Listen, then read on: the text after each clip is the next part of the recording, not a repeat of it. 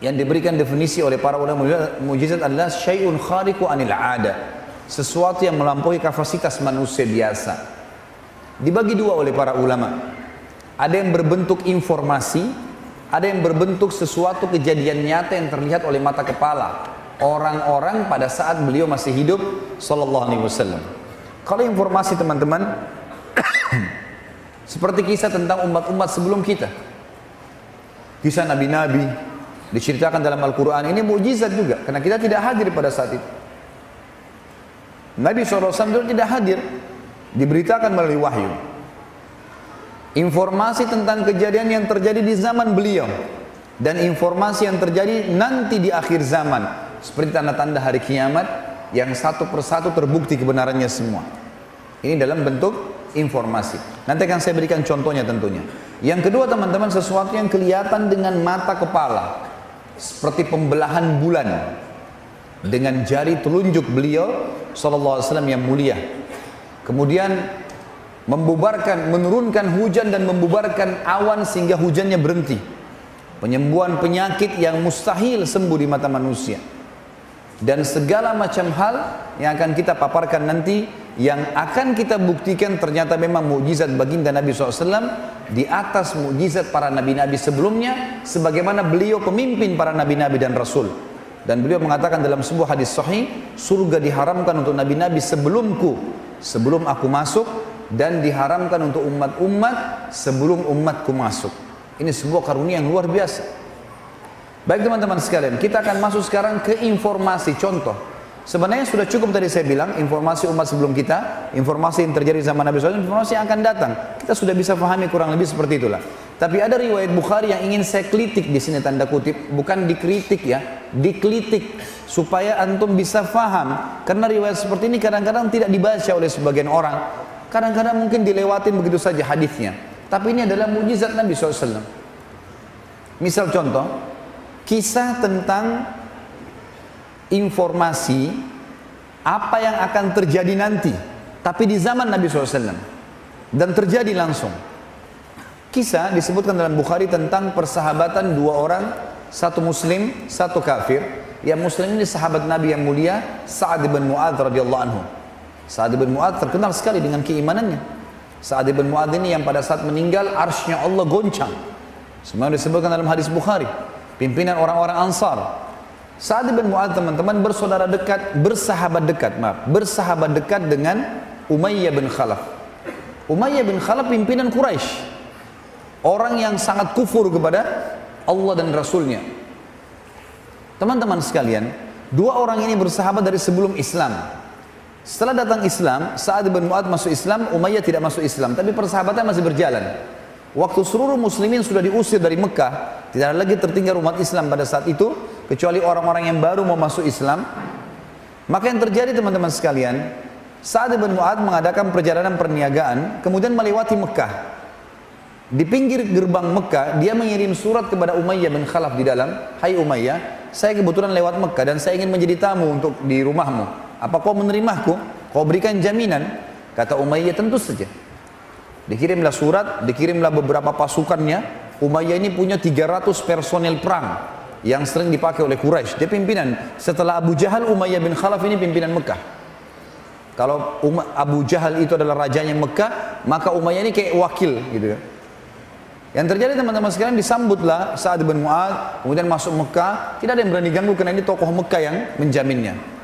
Pada saat tiba di rumah, kata Sa'ad, wahai Umayyah, saya ingin tawaf di Ka'bah, tapi saya tidak ingin tawaf sementara ada orang-orang kamu. Orang tawaf telanjang, orang bersiul, orang tepuk tangan, tawaf kemusyrikan. Saya ingin tahu tidak ada orang. Kata Umayyah, baiklah, nanti kalau malam hari sudah kosong saya akan panggil kamu. Umayyah pergilah, duduk sama teman-teman di Darun Nadwa. Setelah kosong Mekah, Ka'bah, saya masukkan Ka'bah adalah, kalau kayak sekarang habis Isya, sudah kosong kalau di zaman dulu. Sekarang kan 24 jam, Masya Allah orang tawaf. Zaman dulu tidak.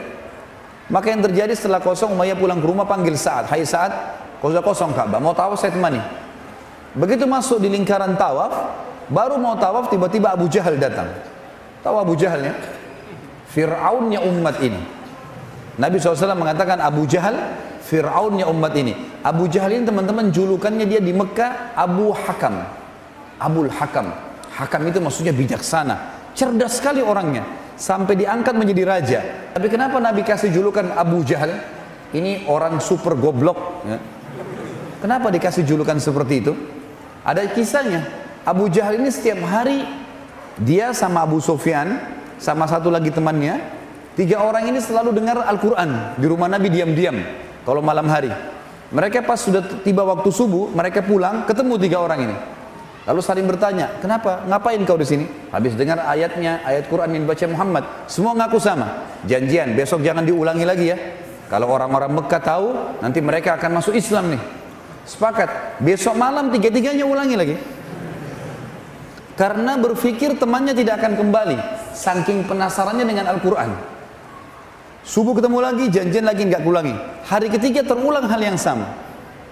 Waktu sudah hari ketiga, maka salah seorang dari mereka berkata, sungguh kita ini bukan anak kecil, ini kepala suku semua, nggak mungkin kita datang mendengar kecuali sesuatu. Lalu dia tanya kepada Abu Sufyan, bagaimana pendapatmu hai Abu Sufyan? Dia bilang yang Muhammad baca semuanya memiliki makna dan hikmah. Ada yang saya ngerti, ada yang saya tidak mengerti, tapi kayaknya benar. Orang ini bilang juga, ya saya juga berkeyakinan begitu. Ayo kita tanya Abu Hakam. Abu Jahal waktu itu kebetulan pimpinan Mekah. Didatangilah. Begitu datang ke rumahnya, mereka tanya, wahai Abu Hakam, kita bukan anak kecil, pimpinan suku. 3 hari betul-betul kita janjian. Aib bagi orang-orang suku Quraisy waktu itu kalau janji kemudian ingkari janji. Kita sudah ingkari 3 hari. Semua itu karena kita penasaran dengan apa yang dibaca oleh Muhammad. Kalau begitu, bagaimana pendapatmu tentang agamanya? Kata Abu Jahal kalimat yang luar biasa. Dia tundukkan kepalanya, lalu dia angkat kepalanya, lalu dia mengatakan apa? Saya tahu apa yang diucapkan oleh Muhammad benar. Benar. Kata Abu Sufyan, lalu kenapa kau tidak beriman? Kau raja kami, kalau kau beriman, kami semua beriman. Apa kata Abu Jahal? Ini teman-teman bahaya sekali. Fanatisme terhadap suku, terhadap harta, jabatan, bisa menggelapkan matanya orang. Itulah terjadi pada Abu Jahal. Dia mengatakan apa? Sesungguhnya dari dulu sukunya Muhammad dengan sukuku bersaing. Kalau mereka memberikan makan minum jemaah haji, kami juga memberikan makan dan minum jemaah haji. Kalau sukunya membela Mekah, sukuku juga membela Mekah. Sehari mereka, sehari kami. Maksudnya sama-sama bersaing nih. Sekarang di sukunya Muhammad keluar Nabi, sukuku nggak ada nabinya. Kalau saya beriman pada Muhammad berarti sukuku kalah. Demi Allah saya tidak mau beriman selamanya. Maka gara-gara kejadian itu kata Nabi SAW, gelarkan dia Abu Jahal. Dan dia pimpinan dan dia Fir'aunnya umat ini. Kalau zaman Nabi Musa AS ada Fir'aun, maka ini Fir'aunnya umat ini. Abu Jahal teman-teman, Abu Jahal pada saat itu menemui Sa'ad bin Mu'ad. Kita kembali ke kisah kita dengan Umayyah bin Khalaf yang baru mau tawaf. Abu Jahal lalu tanya, waktu itu dia Raja Mekah, wahai Umayyah, siapa di sebelahmu ini? Kata Umayyah, ini Sa'ad bin Mu'ad, pimpinan suku Madinah. Abu Jahal waktu dengar langsung dia bilang, wahai Sa'ad, berani benar kau injakkan kakimu di Mekah, sementara kau tahu permusuhan kami dengan muslimin. Demi Allah kau tidak akan keluar dari Mekah selamat. Sa'ad bin Mu'adz adalah kepala suku, terkenal pemberani, dan beliau mati syahid pada saat terjadi perang Ahzab, dan beliau lah yang mengambil keputusan 700 pasukan perangnya Quraidah dibunuh semuanya. Pemberani yang luar biasa Sa'ad. Kata Sa'ad, wahai Abu Jahal, kau tidak akan bisa menyentuhku karena aku akan melawan. Kau mati atau aku mati. Kalaupun kau berhasil membunuhku, maka sukuku tidak akan membiarkanmu. Sukunya namanya Aus di Madinah. Karena Ansar dulu ada Aus dan Khazraj. Suku Aus. Sukuku Aus tidak akan membiarkanmu. Maka kata Abu Jahal, nggak masalah. Pokoknya saya tidak akan peduli. Saya tidak akan membiarkan kau keluar. Umayyah bin Khalaf bingung. Di depannya ada Sa'ad bin Mu'adz, sahabatnya tapi muslim. Di sebelahnya juga ada sahabatnya Abu Jahal, tapi kafir. Tiba-tiba dalam riwayat Bukhari dikatakan jiwanya condong kepada Abu Jahal. Dia mengatakan, wahai Sa'ad, jangan kau angkat suaramu di depan Abu Hakam, karena dia pemimpin lembah ini, dia raja kami. Sa'ad merasa tersinggung. Bukannya dibela, dilindungi, malah dijatuhkan. Kata Sa'ad, wahai Umayyah, mulai sekarang hubungan kita putus, gak ada lagi persahabatan. Dan perlu kamu tahu, ini saksi bahasan, perlu kamu tahu, Rasulullah SAW telah memberitakan kepada kami kalau kami akan membunuhmu. Ini informasinya. Jadi Umayyah bin Khalaf masih hidup, Nabi sudah bilang, wahai muslimin, kalian akan membunuh Umayyah bin Khalaf nanti. Umayyah bin Khalaf, teman-teman sekalian, mendengar informasi ini kepalanya orang-orang kafir di Mekah ya.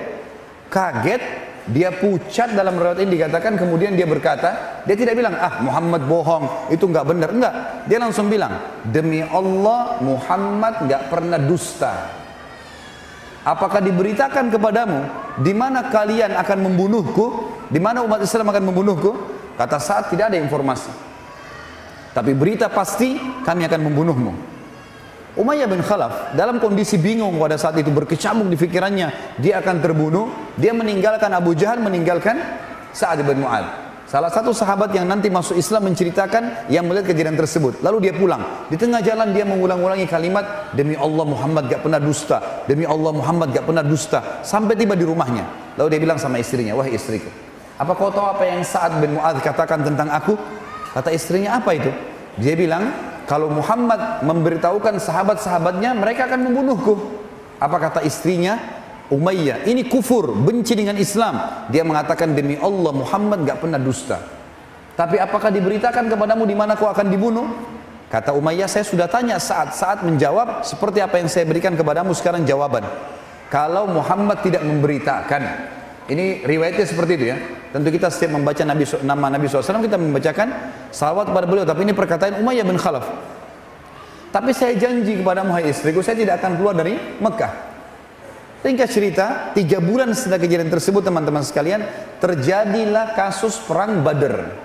Tahun 2 Hijriah di bulan Ramadan. Sebabnya adalah seluruh harta muslimin yang hijrah ke Madinah, seperti Abdurrahman ibn Auf, Abu Bakar, Umar, banyak sahabat yang punya harta di Mekah, itu dirampas sama orang Quraisy karena mereka hijrah dengan pakaian di badan, rumahnya, dagangannya, semua tidak dibawa, diambil oleh Quraisy. Dan yang memperebutkan itu adalah kepala-kepala suku Quraisy, diantaranya Abu Jahal, Umayyah bin Khalaf, dan Abu Sufyan. 3 orang ini memperebutkan harta itu, gitu kan. Ringkas cerita teman-teman sekalian, harta-harta muslimin ini diambil, lalu dibawa ke negeri Syam, dijadikan sebagai duit, beli dagangan, kemudian dijadikan sebagai harta mereka bertiga. Waktu kafilah itu lewat dari negeri Syam menuju ke Mekah, melewatin Madinah, Nabi SAW dengar, Nabi kumpulin orang-orang muhajirin dari Mekah, dan orang Ansar boleh siapa saja ikut. Silakan, kita akan menghadang kafilah Abu Sufyan untuk mengambil haknya muslimin. Maka keluarlah bersama Nabi SAW 313 orang, 314 bersama Nabi SAW. Sampai tiba di wilayah Badr. Ada sebuah gunung yang besar, sisi yang lebih dekat Madinah namanya Udwatid Dunya. Dalam Al-Quran dikatakan, idh antum bil udwatid dunya. Ingatlah ketika kalian wahai pasukan muslimin berada di Udwatid Dunya, sisi gunung yang lebih dekat kepada Madinah. Dan orang-orang kafir Quraisy, Abu Sufyan waktu dengar ternyata Nabi SAW keluar dari Madinah, mengirim surat ke Mekah kepada Abu Jahal, cepat kirim pasukan ke kita karena Muhammad sudah keluar dengan pasukannya. Keluar 1000 orang pasukan pada saat itu. Awalnya cuma 700 orang saja. Nanti akan saya kembali ke kisah itu. Tapi yang jelas ringkasnya, pasukan Quraisy berada di sisi gunung yang lain namanya Udwatil Quswa dalam Al-Quran. Dan 2 pasukan ini tidak saling janjian. Sementara kafilah Quraisy sudah selamat, Abu Sufyan sudah selamat. Yang saya ingin diberatkan saksi bahasan kita, pada saat pasukan Quraisy dimotivasi oleh Abu Jahal untuk keluar, maka semua anak-anak muda Quraisy, pasukan Quraisy berkumpul, kecuali 300 orang. Mereka itu adalah sukunya Umayyah bin Khalaf. Umayyah bin Khalaf duduk depan Ka'bah, sukunya pasukannya duduk, nggak ada yang mau ikut perang. Abu Jahal lagi motivasi orang, ayo ikut, terkumpul 700 orang. Begitu lewat depan Ka'bah, dilihat Umayyah. Umayyah duduk sama pasukannya. Kata Abu Jahal, wahai Umayyah, kenapa kau gak bergerak? Muhammad mau rampas harta kita.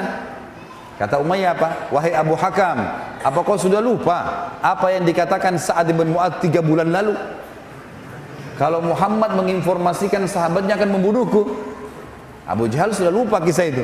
Lalu dia bilang, masa kau percaya? Dusta itu, jangan. Kata Umayyah, demi Allah saya gak mau keluar. Muhammad gak pernah dusta. Abu Jahal licik, dia pulang ke rumahnya, dalam riwayat ini dikatakan, lalu dia mengambil dedupaan, ya, wewangian yang khas wanita. Jadi di Mekah dulu itu kalau dicium bau itu harus wanita, bukan laki-laki. Kalau laki-laki pakai berarti ini tanda tanya. Dianggap banci. Dia bakar, Abu Jahal bakar punya istrinya di tempat pembakaran dupanya, kemudian dia bawa ke dekat Ka'bah. Lalu dia bilang kepada Umayyah, "Ya Umayyah tatayyab." Wahai Umayyah pakai ini. Umayyah marah. Kenapa pakai saya minyak wangi wanita? Kata Abu Jahal, "Kau kan wanita, nggak mau berperang." Tersinggung dia, kepala suku di depan pasukannya, ditepis sama dia, kemudian dia pulang ke rumahnya. Dia bilang, "Saya akan pergi berperang." Pulang ke rumah dia bilang sama istrinya, "Wahai istriku, siapkan baju perang, saya mau berperang." Kata istrinya, "Apa kau tidak ingat?" Istrinya ingat kan? "Apa yang saat cerita 3 bulan lalu kau akan dibunuh oleh Muhammad dan pengikutnya?" Dia bilang, "Saya dipermalukan sama Abu Hakam. Saya akan keluar beberapa langkah dari Mekah, nanti saya kembali lagi. Yang penting saya tidak dianggap pengecut." Baiklah, keluar dia. Subhanallah, setiap pasukan Quraisy istirahat, Abu Jahal yang paling pertama didatangi siapa? Umayyah. "Ya Umayyah kum, kau berdiri duluan." Supaya nggak pulang Umayyah gitu. Sampai akhirnya tiba di lokasi perang Badar. Tiba di lokasi yang dia akan mati. Tentu perang Badar ada kisah sendiri teman-teman. Sekarang ini kalau antum ikutin di YouTube ada ceramah Sirah Nabawiyah panjang lebar. Saya tidak bisa ceritakan karena ini cerita panjang sekali. Saya ringkaskan teman-teman. Ringkas cerita, pasukan Quraisy terkalahkan kocar kacir. Banyak pasukan mereka yang terbunuh, pimpinan-pimpinan mereka termasuk Abu Jahal terbunuh. Yang lainnya juga terbunuh waktu Abu Jahal terbunuh. Dan yang membunuh Abu Jahal siapa? 2 orang anak muda dari Ansar, adik kakak. Dua-duanya datangi Abdurrahman ibn Auf. Lalu dua-duanya, yang satu mengatakan, si kakak bilang 16 tahun ini, ya, Auf ibn Afra namanya radhiyallahu anhu. Dia bilang, "Wahai paman," tanya Abdurrahman ibn Auf, "mana Abu Jahal itu?" Kata Abdurrahman, "Kenapa kau tanya Abu Jahal?" Dia bilang, "Saya dengar Rasulullah SAW paling suka disakiti oleh dia waktu di Mekah. Saya ingin membunuhnya." 16 tahun. Lalu kata Abdurrahman, "Baiklah, tunggu kalau saya lihat nanti di pasukan Quraisy saya akan bilang." Kata Abdurrahman, "Datang di sebelah saya adiknya." Ini juga sama, anaknya Afra radhiyallahu anhu ajma'in datang, kemudian dia mengatakan, "Paman, tanpa janjian sama kakaknya, mana Abu Jahal?" Kata Abdurrahman, "Kenapa kau tanya Abu Jahal?" Dia bilang, "Saya dengar dia paling banyak mengganggu Nabi SAW di Mekah. Saya ingin membunuhnya." Kata Abdurrahman, "Baiklah, nanti kalau saya lihat di pasukan kafir Quraisy saya akan bilang." Kata Abdurrahman, tiba-tiba Abu Jahal kelihatan di depan jauh. Dia duduk di atas kuda, semuanya besi, dari kepalanya sampai kaki kudanya. Kecuali matanya saja yang kelihatan, semua pakai besi. Dan dilindungi dengan 10 lingkaran pasukan. 1, 2, 3, 4, 5 sampai 10 lingkaran. Bagaimana caranya ditembus nih? Gitu kan? Kata Abdurrahman, lalu saya bilang, "Itu Abu Jahal." Dia bilang, begitu saya ucapkan itu Abu Jahal, 2 anak muda ini melecit, satu 16 tahun, satu 15 tahun, seperti anak panah yang lepas dari busurnya, berlumba, meloncati barisan yang 10 baris ke atas dari pundak, menebas sana sini sampai tiba di Abu Jahal. Lalu dua-duanya menebaskan pedangnya, kena pahanya Abu Jahal, robek. Yang satu sempat terbunuh si adik, tinggal si kakak. Kakak sempat melawan sebentar, kemudian pada saat melawan tangannya terputus yang sebelah kiri. Dia keluar dari kancah peperangan, dia ikat sisa tangannya yang sakit, kemudian dia berperang. Ternyata mengganggu, ya. Ternyata mengganggu. Lalu kemudian dia keluar lagi dari kancah peperangan, dalam riwayat Bukhari dikatakan lalu diinjak sama dia, tangannya dicabut. Lalu kemudian tinggal satu tangan, dia melawan sampai dia terbunuh mati syahid. Tapi Abu Jahal mati gara-gara sobekan paha itu. Maka 2 anak inilah yang membunuh Abu Jahal. Ringkas cerita, waktu Abu Jahal mati teman-teman, sekarang kocar kacir pasukan Quraisy, gitu kan? Kocar kacir. Umayyah bin Khalaf ini yang jadi tokoh bahasan kita, orangnya gemuk sekali. Saking gemuknya waktu pasukan Quraisy melarikan diri, dia nggak bisa lari. Waktu dia lagi diam di tempat, bingung dia mau menyelamatkan diri seperti apa, karena badannya besar sekali. Dan perlu antum garis bawahi ya, Umayyah bin Khalaf ini adalah tuannya Bilal dulu di Mekah. Nah ini orang yang taruh batu panas di dadanya Bilal. Nah ini orangnya nih, gitu kan. Umayyah bin Khalaf lihat Abdurrahman ibn Auf lagi lewat. Abdurrahman ibn Auf ini waktu di Mekah dulu namanya Abduwud, namanya dia sebelum Islam. Dia tidak tahu ini Abu Jahal, Abu Umayyah tidak tahu kalau sudah berganti namanya. Dia panggil, "Wahai Abduwud." Ini Wud ini maksudnya berhala ya. Abdurrahman nggak mau balik. Dipanggil 3 kali nggak mau balik. Lalu dikatakan, wahai Abdu Ilah. Abdu Ilah sama dengan Abdullah. Baru Abdurrahman balik. Kenapa? Dia bilang, kau mau nggak? Saya kasih kamu ghanimah, harta rampasan perang, lebih baik daripada apa yang kau kumpulin. Waktu itu Abdurrahman lagi ngumpulin pedang, perisai, dibawa ke hadapan kemahnya Nabi SAW. Nanti Nabi SAW bagi rata. Yang menjadi hak milik seorang mujahid, kalau dia duel dengan seseorang, maka yang dia kalahkan jadi miliknya. Tapi kalau yang tergeletak di medan perang jadi ghanimah, dikumpul, nanti pimpinan yang akan membagi rata. Kata Umayyah, saya bisa kasih kamu lebih baik daripada apa yang kau kumpul itu. Kata Abdurrahman, apa itu? Dia bilang, tawan saya. Kalau kau tawan saya, apapun yang kau minta dari suku saya pasti kau dibayar. Kata Abdurrahman, benar juga. Dipegang tangannya Abu Umayyah, ingin dibawa kemana? Ke kemah Nabi SAW. Subhanallah, lagi jalan ke sana, lewat Bilal. Begitu Bilal lewat, dilihat Umayyah, dia tahu tuannya dulu kan? Dia bilang, Umayyah bin Khalaf, Ra'sul Kufur. Hai Umayyah bin Khalaf, pimpinannya orang kafir, demi Allah kalau bukan kau hidup, saya hidup. Saya akan bunuh kamu ini, gitu kan? Abdurrahman bilang, wahai Bilal, ini tawanan saya, jangan ganggu. Ya. Ini banyak duitnya nih. Ghanimah, jangan diganggu. Kata Bilal, tidak bisa. Ini orang yang siksa saya dulu di Mekah. Ini orang kufur, dia keluar dari Mekah mau berperang, nggak mungkin. Abdurrahman coba menghalang. Setiap kali Bilal mau menebas, selalu dihalang oleh Abdurrahman. Bilal bingung, gimana caranya? Lewat 5 orang dari Ansar, sahabat-sahabat Nabi juga lagi ngumpulin pedang. Bilal teriak, hai saudara-saudaraku Ansar. Datang mereka. Tahu nggak dulu kisah di Mekah yang taruh batu panas di dada saya? Iya. Tahu nggak dulu yang begini dan begitu diceritain ya? Ini orangnya. Ini orangnya nih. Bunuh, ayo. Gitu. Maka 5 orang ini, wah ini musuh bebuyutan nih.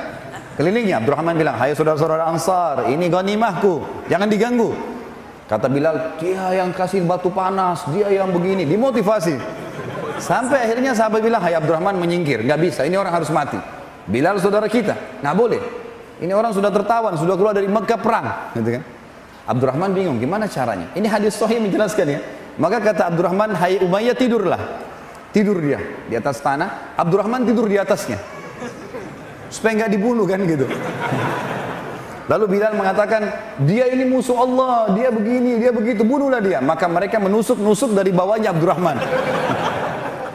Sampai akhirnya Umayyah bin Khalaf mati terbunuh di kancah Badr. Dan seperti yang disampaikan oleh Nabi SAW, bahwasanya dia akan terbunuh. Nah ini kisah tentang apa teman-teman sekalian? Kisah tentang informasi yang akan terjadi di zaman beliau tapi terjadi. Kan itu. Sekarang kita sampaikan kisah yang sedang terjadi. Sama hadis Bukhari dan ini masih berhubungan sebenarnya. Makanya saya pilih judul ini atau kisah ini. Kisah tentang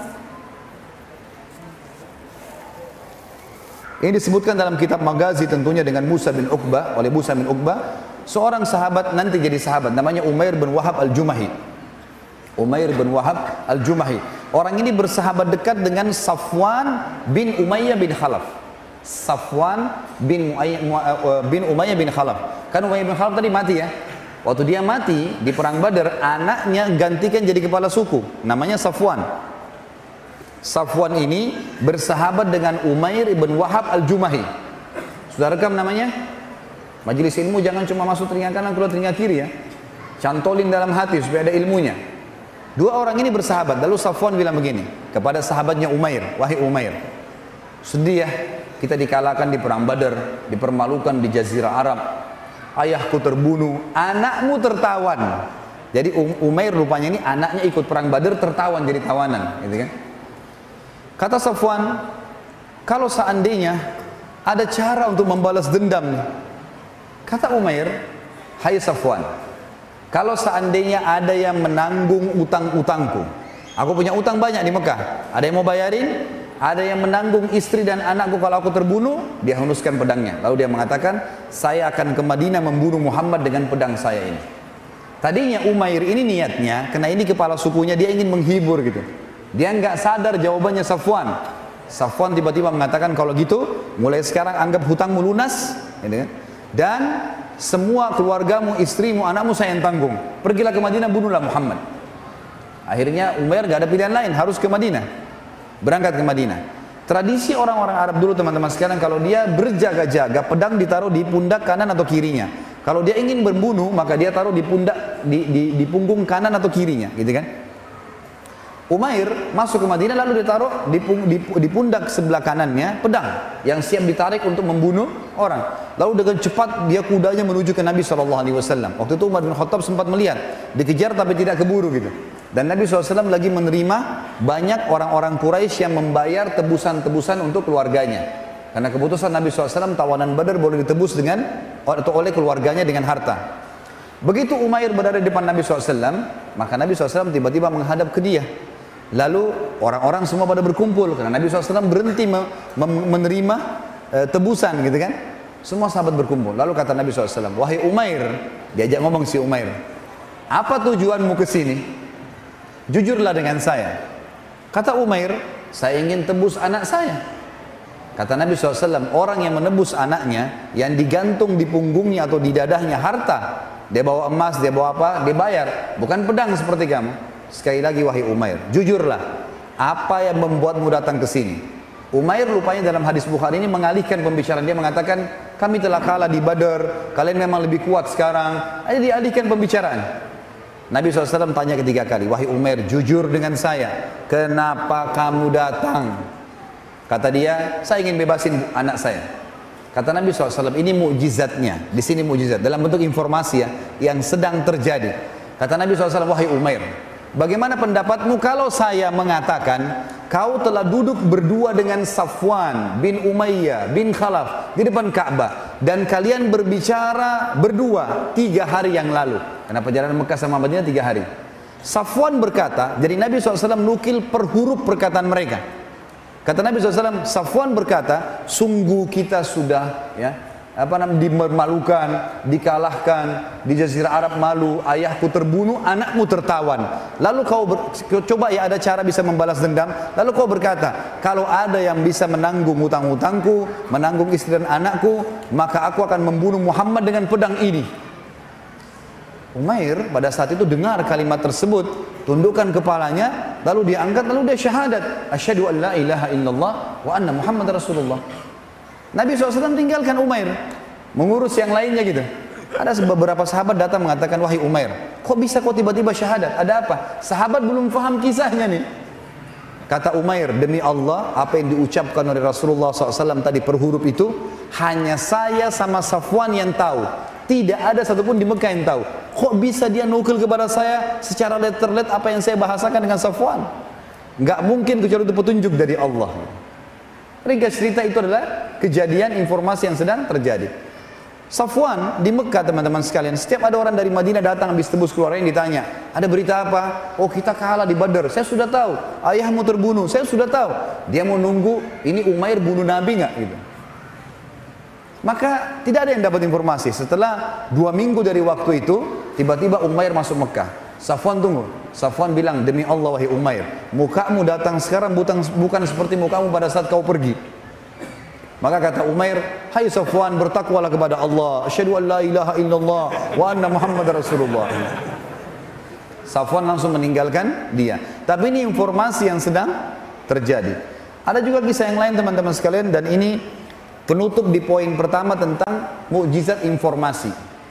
Hadis Bukhari menjelaskan, pada saat baginda Nabi SAW menembus seluruh benteng Yahudi di Khaybar, orang-orang Yahudi sudah mengalah semuanya, ya. Ada yang terbunuh, ada yang tertawan. Maka ternyata ada pendeta Yahudi, beberapa pendeta Yahudi sepakat dengan seorang wanita Yahudi untuk meracuni makanan. Mereka meletakkan racun di paha kambing, dan Nabi SAW sangat gemar memakan kambing. Makanya teman-teman sekalian diambil pelajaran dari kisah ini. Sebagian ulama mengatakan kalau seseorang memakan kambing karena tahu kalau kambing adalah makanan favorit Nabi SAW, bisa dapat pahala. Karena hadis Bukhari dikatakan Nabi SAW paling gemar makan paha kambing, dan Yahudi tahu masalah itu. Juga kita tahu ada ada akikah dalam Islam. Kalau anak laki-laki lahir, mau orang bule, mau orang Arab, mau orang Melayu, mau orang hitam dari Afrika, kalau laki-laki 2 ekor kambing, perempuan 1 ekor kambing, tidak bisa diganti hewan lain. Dan sunnahnya kita makan sebagian. Ada Idul Adha, walaupun bisa sapi sama unta tetap lebih afdal kambing. Orang-orang Yahudi meletakkan nampan diisi dengan sarid. Sarid ini makanan favoritnya Nabi. Roti gandum, kemudian ditaruh di atasnya kambing yang sudah dibuat dengan kari, ada kuahnya. Khusus nampan yang mereka ingin kasih Nabi SAW ditaruh paha kambing. Yang lainnya tidak ada paha kambingnya. Dan dibawa berpuluh-puluh. Ya, karena ini 1.400 orang sahabat. Dibawalah nampan-nampan tersebut. Waktu dihadapkan, ini kami ingin berikan hadiah kepada kalian karena kalian sudah menang. Kami mengaku kalah, gitu. Ini sebagai rasa ketundukan kami. Waktu sahabat lihat, dilapor ke Nabi SAW, kata Nabi masukkanlah. Dimasukkanlah dalam benteng yang ada Nabi SAW. Dan setelah dilihat ada nampan yang ada paha kambing, yang lain tidak ada, maka paha kambing dikasih ke hadapan baginda Nabi SAW. Maka sahabat sudah nunggu. Kebetulan waktu itu sudah 2 hari sahabat kehabisan makanan. Jadi mereka sangat lapar. Cuman adabnya nunggu Nabi SAW memulai makan. Begitu Nabi SAW cuil daging kambing tersebut dan dimasukkan ke mulut beliau yang mulia SAW, sahabat sudah pada ngeroyok nih, makan makanan masing-masing gitu kan. Tiba-tiba baru mereka cuil, belum masuk ke mulutnya, Nabi mengatakan kalimat kuffu aidiakum, tahan tangan kalian. Ada sahabat yang bilang, ya Rasulullah 2 hari nggak makan, lapar. Kata Nabi SAW, kuffu aidiakum, tahan tangan kalian, jangan ada yang makan, berhenti. Panggil pendeta-pendeta Yahudi yang ada di benteng ini, panggil semua. Nabi SAW juga mengeluarkan sisa makanan dari mulut beliau, gitu kan? Sallallahu alaihi wasallam. Kata pendeta Yahudi. Lalu Nabi SAW dalam hadis Bukhari menanyakan 3 pertanyaan. Pertanyaan terakhir yang merupakan ya saksi bahasan kita yang akan kita titik beratkan. Tapi Nabi SAW ingin menjebak Yahudi karena Yahudi ini suka dusta. Kata Nabi SAW, ya ma'syaral Yahud, a'antum musaddiqi in sa'altukum an syai'? Hai orang-orang Yahudi, jujur nggak kalau saya tanya sesuatu? Kata orang-orang Yahudi, tentu saja. Pertanyaan pertama Nabi SAW, man jaddukum, siapa kakek kalian? Kenapa Nabi SAW tanya kakeknya mereka? Ternyata di benteng Khaybar teman-teman ada 2 suku Yahudi, namanya Qainuqa dan Nadir. 2 suku ini terkenal mereka punya sumber kakek 1 orang. Tapi kakek ini terkenal penakut, pengecut, keturunannya sedikit, malas bekerja, buruk lah. Maka mereka menghapus kisahnya orang ini dan mengalihkan ke nama seorang Yahudi yang dianggap hebat, pemberani, punya keturunan banyak. Dan orang-orang Yahudi tidak ngerti masalah itu. Ini di tangan para pendeta saja. Maka kata Nabi SAW, siapa kakek kalian? Mereka bilang Fulan bin Fulan, yang pemberani itu. Kata Nabi SAW, kalian dusta. Kakek kalian Fulan bin Fulan, yang pengecut dan kalian tidak mau nisbatkan nama kepadanya. Entah, Yahudi diam, nggak bisa ngomong. Nabi tanya lagi, ya ma'syaral Yahud, a'antum musaddiqi in sa'altukum an syai'? Hai Yahudi, jujur gak kalau saya tanya lagi? Kata Yahudi apa? Ini perhatikan jawabannya. Ini hadis sahih riwayat Bukhari. Kata Yahudi, iya, kalau kami dusta, maka pasti Allah akan beritakan kepadamu sebagaimana Allah beritakan tentang siapa kakek kami. Tahu maksudnya apa? Berarti tahu kalau ini Nabi. Gitu. Maka kata Nabi SAW, man ahlin nar, siapa yang akan jadi penghuni neraka? Kata Yahudi apa jawabannya? Ini hadis Bukhari sekali lagi. Kata Yahudi apa? Kami akan masuk duluan, lalu akan digantikan oleh kalian. Kata Nabi SAW, kalian dusta, kami tidak akan menggantikan kalian. Dia sudah 2 ya, terjebak. Sekarang yang ketiga, Nabi tanya lagi, ya ma'syaral Yahud, antum musaddiqi in sa'altukum an syai'? Hai Yahudi, jujur nggak kalau saya nanya lagi? Tanya lagi, kata beliau, kata mereka, tentu kami akan jujur. Kata Nabi SAW, apakah kalian letakkan racun di makanan ini? Kalau ditanya langsung dari awal, ini dusta pasti mereka. Dijebak dulu.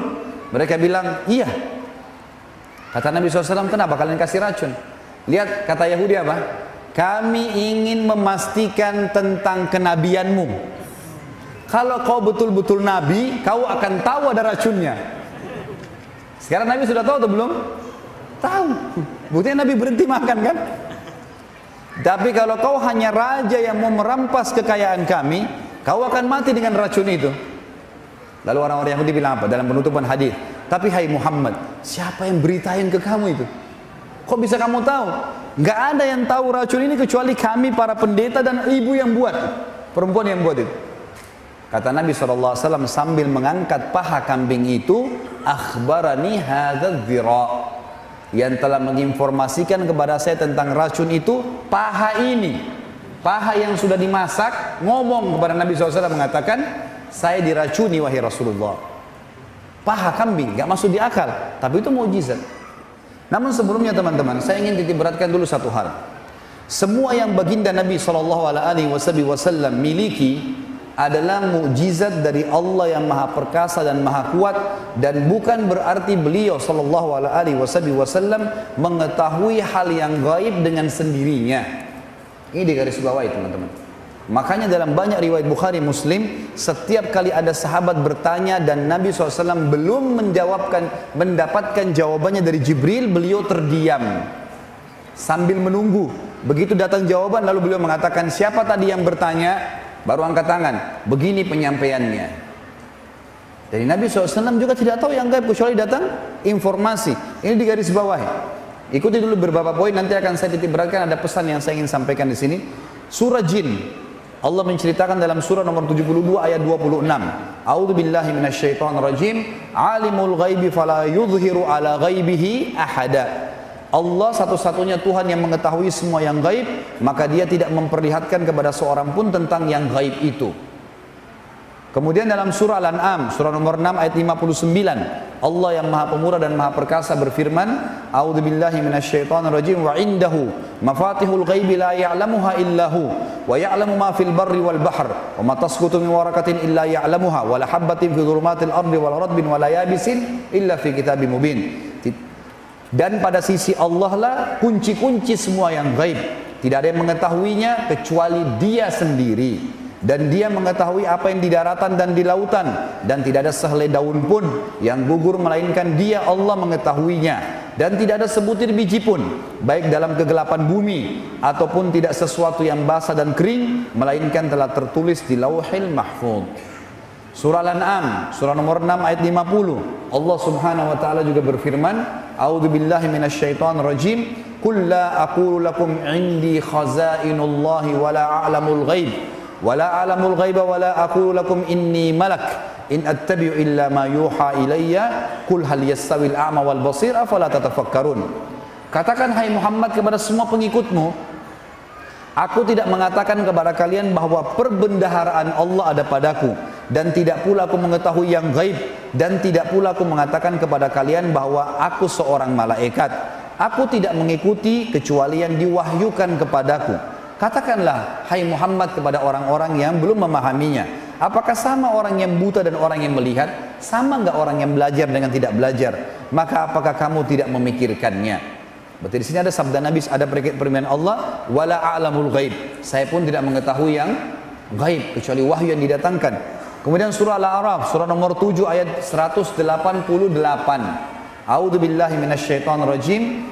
Qul la amliku li nafsi naf'an wala darran illa ma syaa Allah walau kuntu a'lamul ghaiba lastakthartu minal khairi wa ma massani as-su in ana illa nadhirun wa basyirun liqaumin yu'minun. Katakanlah hai Muhammad kepada pengikutmu lagi semuanya, kita disuruh dengar ini, aku tidak berkuasa menarik kemanfaatan bagi diriku dan tidak pula menolak kemudaratan dari diriku kecuali yang dikehendaki Allah, dan sekiranya aku mengetahui yang gaib, tentulah aku membuat kebajikan sebanyak-banyaknya dan aku tidak akan ditimpa kemudaratan, dan aku tidak lain hanyalah pemberi peringatan dan pembawa berita gembira bagi orang-orang yang beriman. Surah Hud, surah nomor 11 ayat 31. Ini ayat demi ayat menjelaskan bahwasanya baginda Nabi SAW tidak mengetahui hal yang gaib kecuali wahyu yang disampaikan kepada beliau.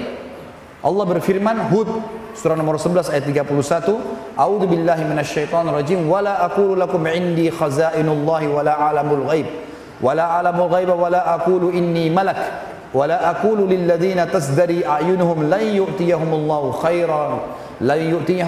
khairan illahu a'lamu bima fi anfusihim inni idzan la minadh zalimin. Dan aku tidak mengatakan kepada kalian semua bahwa aku mempunyai gudang-gudang rezeki dan kekayaan dari Allah. Allah menyuruh Nabi SAW sampaikan kepada umatnya, Dan aku tidak mengetahui yang gaib, dan tidak pula aku mengatakan bahwasanya sesungguhnya aku adalah seorang malaikat, dan juga tidak juga aku mengatakan kepada orang-orang yang dipandang hina oleh penglihatan kalian.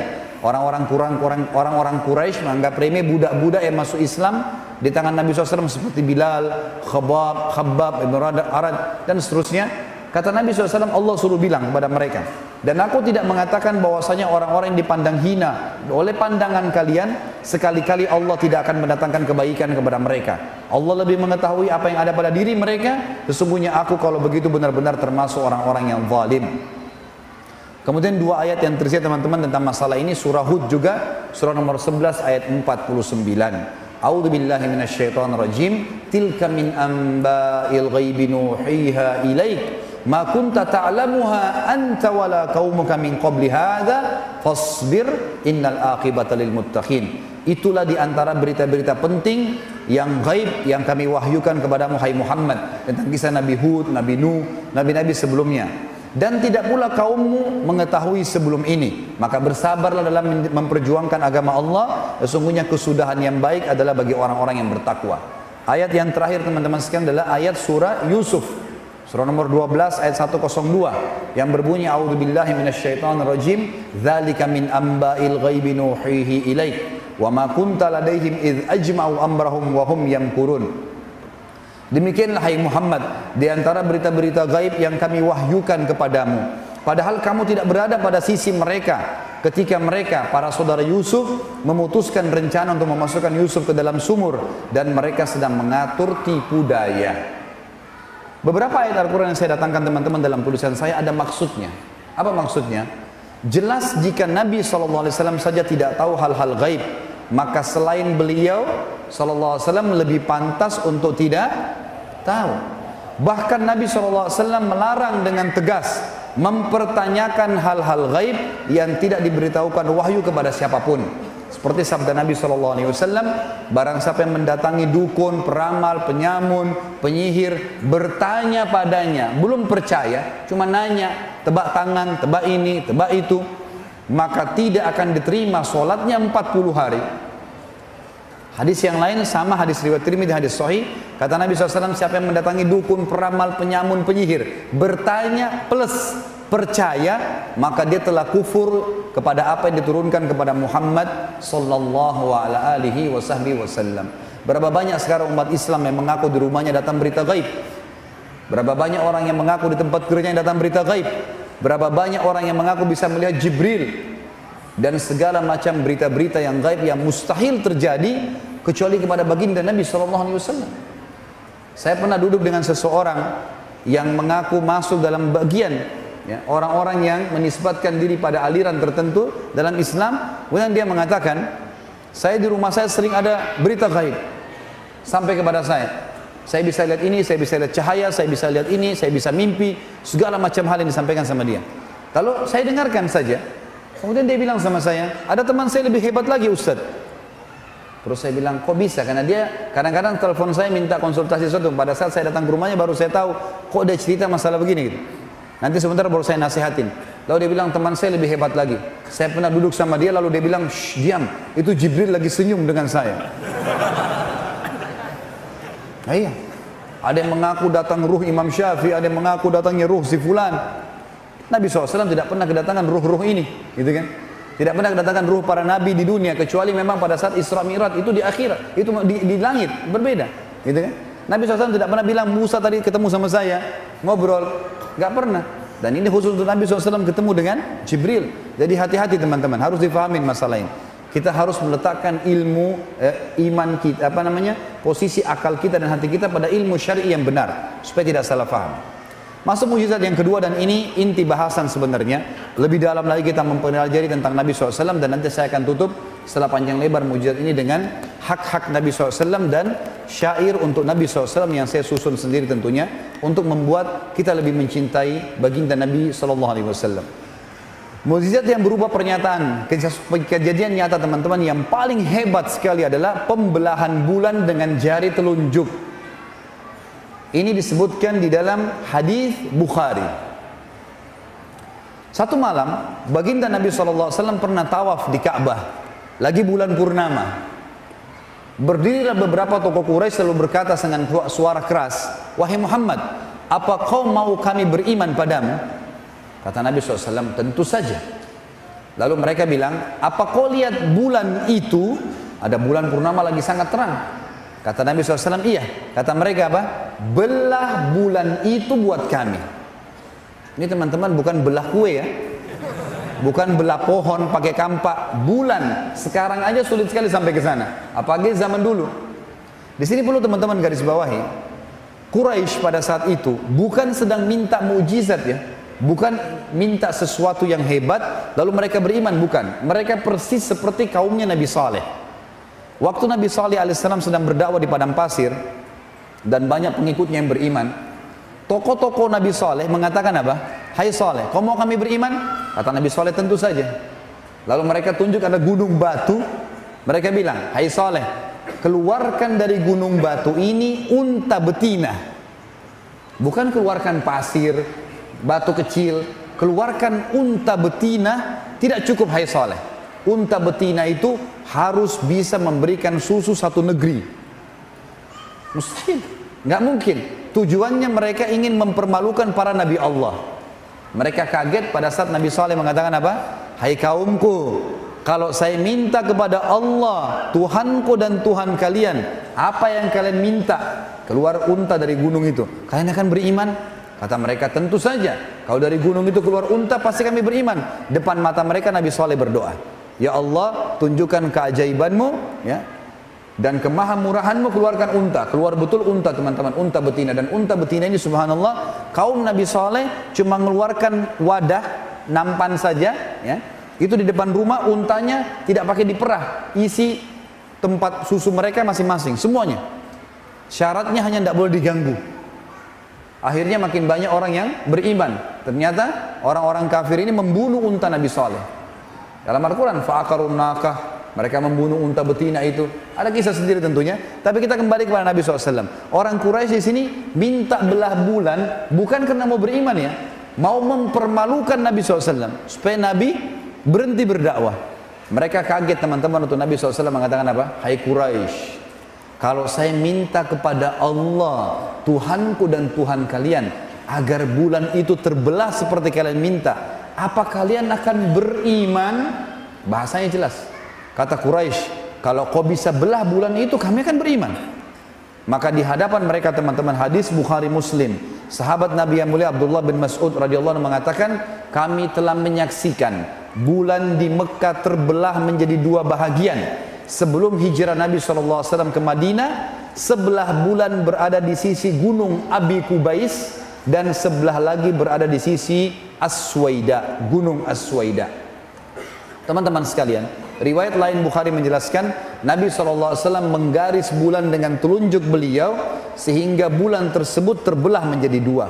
Dan untuk memastikan terbelah dua, ada dua gunung besar di Mekah, As-Suwaida dengan Abi Kubais. Setengah di sini, setengah di sini. Dan mereka menyaksikan semua itu. Kira-kira teman-teman, apakah Quraisy beriman? Jawabannya mereka bilang apa?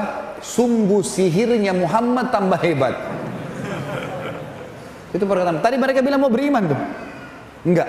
Lalu mereka bilang, untuk membuktikan kalau ini sihir, ada beberapa orang-orang Quraisy yang lagi di luar kota Mekah, lagi di Yaman, rihlatash syita'i was-saif. Perjalanan musim dingin dan musim panas, itu Yaman dan negeri Syam. Mereka akan kembali beberapa waktu lagi. Tanya mereka, kalau mereka juga lihat bulan terbelah, berarti Muhammad benar. Kalau cuma orang Mekah yang lihat, berarti sihir. Subhanallah, mereka tunggu beberapa hari kemudian, datang semua orang-orang Quraisy, mereka tanya, "Hai Quraisy," orang-orang Quraisy Mekah tanya Quraisy yang datang, "Apakah kalian melihat bulan terbelah berapa waktu yang lalu?" Semuanya mengatakan, "Iya, kami melihatnya." Dan sampai sekarang teman-teman kalau ketik di Google, bisa sebentar diketik di Google, ketik ya foto bulan terbelah.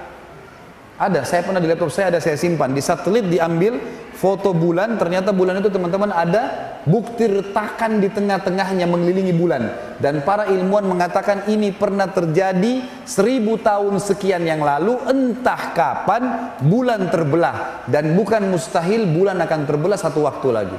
Dan kita sudah punya buktinya dalam surah Al-Qamar, surah nomor 54. Al-Qamar artinya bulan. Allah ceritakan di 3 ayat pertama. Al-Qamar surah nomor 54 ayat 1 sampai ayat 3. A'udzu billahi minasyaitonir rajim. Iqtarabatis sa'atu wa insyaqqal qamar. Sungguh telah dekat hari kiamat itu dan benar-benar bulan terbelah. Kata Allah. Ayat keduanya, wa in yaru ayatan yu'ridu wa yaqulu sihrun mustamir. Tapi sayangnya orang-orang Quraisy itu pada saat sudah lihat tanda-tanda kebesaran Tuhannya masih saja memalingkan diri dan mereka mengatakan ini sihir yang terus-menerus ditunjukkan oleh Muhammad sallallahu alaihi wasallam. Ayat ketiga, wa kadzabu, lalu mereka mendustakan itu. Wattabau ahwaahum, lalu mereka mengikuti hawa nafsu mereka. Wa kullu amrin mustaqir, dan setiap perkara akan ada pertanggungjawabannya. Ini mukjizat yang pertama, pembelahan bulan. Yang kedua, tulisan saya tentu dalam buku saya tulis kuasa Nabi SAW terhadap awan. Ini hadis Bukhari. Suatu hari Nabi SAW sedang khutbah Jumat. Anas bin Malik, pembantu Nabi SAW radhiyallahu anhu, meriwayatkan masalah ini. Nabi SAW lagi khutbah Jumat, baru selesai Bilal azan, dan baru Nabi SAW mulai dengan tahmid, puji Allah.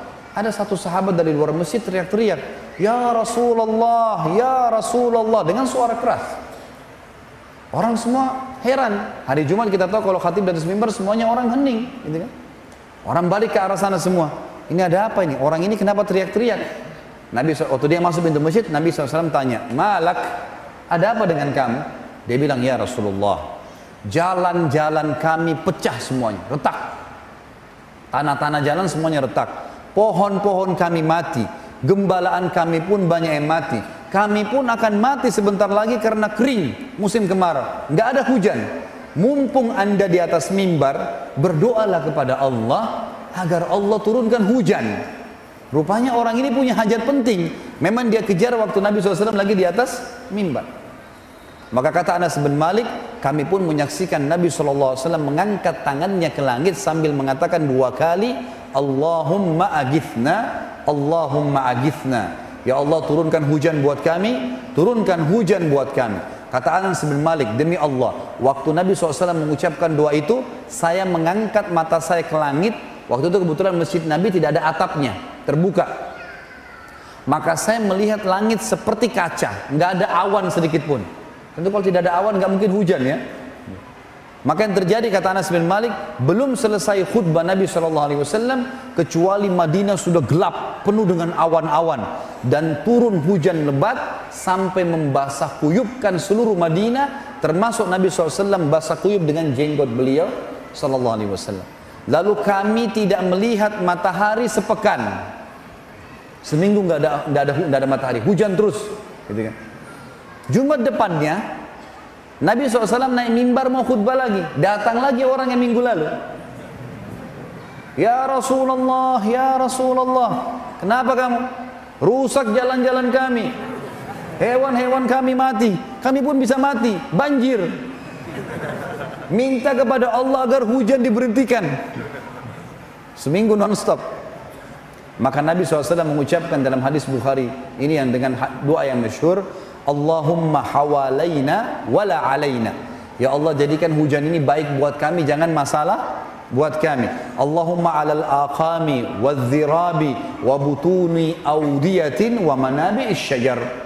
Ya Allah, berikanlah air ini sebagai tempat yang baik untuk tanah, diserap oleh tanah, untuk tumbuh-tumbuhan dan untuk hewan-hewan, gitu kan. Semuanya jadi baik. Lalu kata Anas bin Malik, lalu aku melihat, dalam riwayat dikatakan, dan kami melihat Nabi SAW dari atas mimbarnya menunjuki awan-awan yang ada di langit, dan setiap awan yang ditunjuk oleh jari Nabi SAW, maka yang terjadi awan tersebut bubar, sehingga berhentilah hujan itu pada saat itu juga. Maka yang tadi saya tulis teman-teman dalam hadis Bukhari ini judulnya kuasa Nabi SAW terhadap awan. Dan perlu antum tahu, belum pernah ada nabi-nabi sebelum beliau yang bisa melakukan ini. Membelah bulan dengan jari, memberhentikan hujan dengan jari. Ini kehebatan luar biasa. Kalau Nabi Musa bisa belah Laut Merah dengan tongkat, ini pakai jari. Ya. Kuasa besar, luar biasa. Kalau Nabi Nuh alaihissalam harus berdoa kepada Allah supaya banjir besar datang, Nabi SAW cuma berdoa dan tunjuk, tinggal datangkan atau berhentikan hujan itu dengan kuasa Allah tentunya. Ini sebuah mujizat yang luar biasa. Yang ketiga teman-teman, kuasa Nabi SAW terhadap hewan. Hadis ini diriwayatkan Imam Ahmad tentunya, dan masih ada ulama yang membicarakan tentang hadis ini, tapi dihasankan oleh sebagian yang lainnya. Kisah yang diriwayatkan oleh Jabir radhiyallahu anhu, pada saat kami pulang dalam satu perjalanan bersama Nabi SAW, kemudian kami masuk di pintu gerbang Madinah, kami menemukan suku Najjar. Suku Najjar salah satu suku Ansar yang tinggal di pintu gerbang Madinah. Jadi zaman dulu itu kayak Surabaya ini, kalau kota Madinah itu ada bentengnya, ada pintu gerbang. Jadi musuh nggak bisa nyerang gitu. Makanya waktu terjadi perang Uhud itu, tujuannya Quraisy mau masuk menembus benteng Madinah yang ada di sebelah gunung Uhud. Tapi karena pasukan Muslim sudah keluar, mereka terpaksa berhadapan gitu kan, mereka tidak bisa masuk ke dalam. Begitu masuk pintu gerbang Madinah ada suku Najjar. Suku Najjar ini suku ibu Nabi SAW. Masuk sana ternyata ada unta jantan lagi ngamuk. Unta jantan lagi mengamuk. Dan unta ini teman-teman seperti kuda, bisa menggigit, bisa menendang. Ya. Yang terjadi, Jabir radhiyallahu mengatakan, ya Rasulullah, hati-hati, di depan anda ada unta jantan lagi ngamuk. Semua orang sudah tahu, termasuk pengembala unta, kalau unta jantan ngamuk, mereka cuma berusaha menggiring masuk ke kandang, lalu dibiarkan tenang dulu, baru kemudian didekati, karena liar sekali. Maka yang terjadi, Nabi SAW justru menghadapkan untanya ke unta itu. Unta ini lagi membelakangi Nabi ya. Lalu kata Nabi SAW satu kalimat, Ta'al, kesinilah. Begitu mendengar suara Nabi SAW, apa yang terjadi? Tiba-tiba saja unta itu balik ke arah Nabi SAW, menundukkan tatapan matanya, kemudian redam marahnya, lalu dia menurunkan mulutnya ke tanah, kemudian menyeretnya sampai di hadapan baginda Nabi SAW. Dengan tidak marah lagi, diturunkan. Ini bentuk penghinaan. Dia bukan lagi bukan cuma jalan tenang, tapi dia turun sambil menyeret mulutnya di tanah sampai di hadapan Nabi SAW. Lalu kata Nabi SAW, mana tali kekangannya? Dikasihlah. Lalu Nabi SAW ikat. Setelah diikat, kata Nabi SAW kalimat yang mulia, demi zat yang ubun-ubunku dalam genggamai, maksudnya demi Allah, tidak ada sesuatu pun di langit maupun di bumi. Garis bawah kata-kata sesuatu ya, artinya mati atau hidup di mata manusia. Tidak ada sesuatu pun di langit dan di bumi melainkan mengetahui aku adalah utusan Allah, kecuali pembangkang jin dan manusia.